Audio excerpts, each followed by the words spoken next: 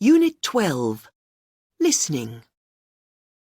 OK, now turning to Marta Ferkovic, our next guest. You do a really interesting job, Marta, don't you? Yes, I'm an ethnographer. I study people. And why do you do that? Well, I'm employed by marketing companies to help them understand consumers and how they interact with products. Companies want to know how consumers use their products so they can target them better. They want to know how the customer thinks and feels. So you're a kind of spy? Well, yes, I am. It's important that people feel relaxed with me and don't know I'm watching them. I always say I'm like a naturalist.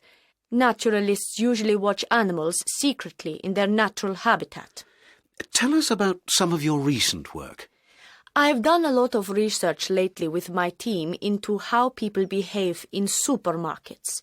We've watched how shoppers enter them and how they choose things. How did you do that?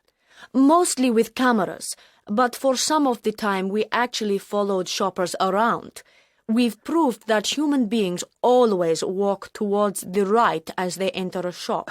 Always to the right, without exception. Incredible. And also, men and women shop in different ways. When men are shopping in supermarkets, they don't often use shopping lists, and they make very quick decisions. They often walk through the store very quickly, but then they stop and just take things from the shelves. Women plan more. They often have shopping lists and they read the labels more. Fascinating.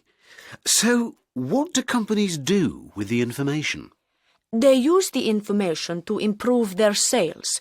For example, I expect you've seen that a lot of shops put their clothes on tables. It looks very attractive that way, and people like to touch them. We've proved that if customers touch clothes, they are more likely to buy them. And have you noticed how many stores have their jeans at the back of the shop? That's so you walk right through the store past all their goods before you get to the basics. That's very cynical, isn't it? It's just good business.